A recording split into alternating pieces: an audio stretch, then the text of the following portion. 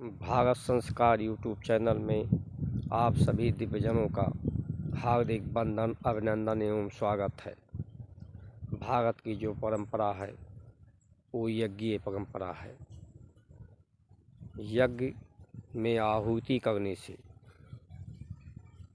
भस्म होता है और विभूतवान व्यक्त हो जाता है। यज्ञ करने से पर्यावरण सुगंधित होता है,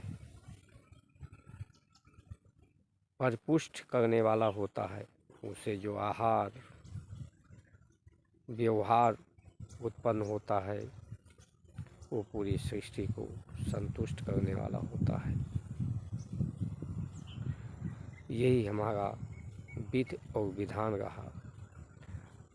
कर्म जो हमारे हैं उसे भी हम यज्ञ कर देते हैं, यानी परमात्मा को उसका श्रेय देकर उन्हीं को निरूपित कर देते हैं। संसार पूरा परमात्मा का ही रूप है, क्योंकि सब में प्राण है। ओम भूर्भुवः स्वः तत्सवितुर्वरेण्यं भर्गो देवस्य धीमहि धियो यो नः प्रचोदयात्। प्राण स्वरूप परमात्मा जो सन्मार्ग पर चलाए, दुखों को नष्ट करे, पाप को नष्ट करे। तो प्राण के स्वरूप में परमात्मा, प्राण सभी में है, तो सभी लोग प्राण के ही स्वरूप हैं। सभी लोग परम शांति पाना चाहते हैं, परम आनंद पाना चाहते हैं। तो इससे भी सिद्ध होता है कि हमारा विचार अलग है, स्वभाव एक है, सभी का लक्ष्य परम शांति है। इससे भी सिद्ध होता है कि हम परमात्मा के ही अंश हैं। ये पूरा जगत परमात्मा का ही स्वरूप है। सेवा परमात्मा की हो सकती है, जीव से स्वार्थ हो सकता है, मोह हो सकता है। मोह ही सकल दुखों का कारण है। सत्संग बिन विवेक न होई, राम कृपा सुलभ न सोई। राम के कृपा के बिना सत्संग नहीं हो मिल सकता है, सत्संग के बगैर विवेक नहीं हो सकता है। शब्दों के द्वारा जानकारी हो सकती है, जानकारी में कुछ कुछ होता है, सब कुछ नहीं होता। विवेक जागृत होता है तो ज्ञान होता है।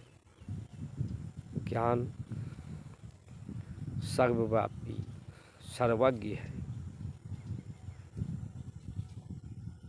सब कुछ ज्ञान के द्वारा इन मन को शांत करके जब हम इस शरीर रूपी शीशे में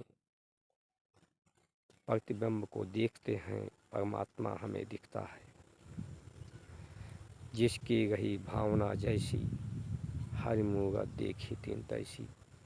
जिस तरह से का आपका दृष्टिकोण होगा, उसी तरह से आपकी दृष्टि और दृष्टांत होगा। अगर हमारी दृष्टि सही हो जाए, दृष्टिकोण सही हो जाए, तो हमें सब में परमात्मा दिखे लगेगा। यही भारत का संस्कार और संस्कृति है। सभी दुखों से निवृत्त होकर परमात्मा को प्राप्त करना, यानी समूल दुखों का नष्ट होना ही परमात्मा का प्राप्त होना है। और विचार मन में होता है, अगर विचार हमारे भस्म हो जाएंगे तो पवित्र हो जाएंगे, तो हम परम शांति को प्राप्त कर पाएंगे। परंतु आज की जो व्यवस्था है वो पाश्चात्य सभ्यता की है। हम शिक्षा को ग्रहण कर रहे हैं। शिक्षा एक अभ्यास है। अभ्यास करते समय ही हमें शिक्षा से सिर्फ जानकारी तत्वों के बारे में मिलता है। अभ्यास समाप्त हो जाता है तो जानकारी भी समाप्त हो जाती है। विद्या जो है वो हृदय में निरूपित हो जाता है, उसे अभ्यास करने की ज़रूरत नहीं होती है, वो समय आने पर उपलब्ध हो जाता है। आज हमें गुरुकुल गुरुओं के द्वारा बच्चों को निःशुल्क विद्या प्रदान कराने की आवश्यकता है। जैसे पूर्व में संस्कृत में संस्कारों के द्वारा हमारा इतिहास ऐसा रहा है, शिक्षा को सबके लिए, सबको पूर्ण रूप से निःशुल्क प्राप्त हो।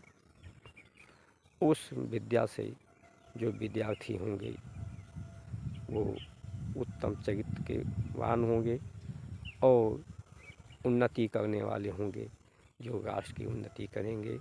विकास हम किस चीज़ का करेंगे?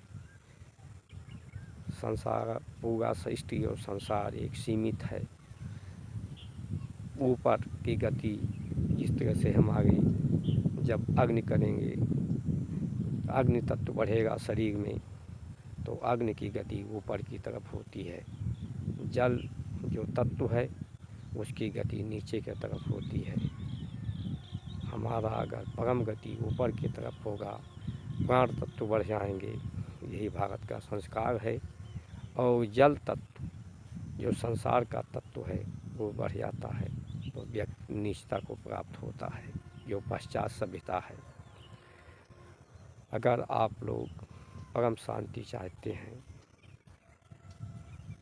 परमात्मा को चाहते हैं, परमात्मा को प्राप्त करना चाहते हैं, उनका दर्शन करना चाहते हैं, तो अपनी आत्मा का सम्मान करें, अपनी आत्मदर्शन करें, अपनी आत्मा की आवाज़ को सुनें। और ये हमारी जो व्यवस्था है आज की, जो सरकारें करती हैं, दिशा और दशा तय करती हैं, इसमें भी उन्नत चरित्र वाले लोगों का ही चुनाव हो। जो गुरुकुल पद्धति हमारी जो संस्कृति और संस्कार है उस अनुसार संविधान और उसका पालन करने वाले लोग हों। इन्हीं वाणी के साथ अपनी वचनों को विश्राम देते हुए आप सभी के सुमंगल कामना करते हुए जय श्री राम।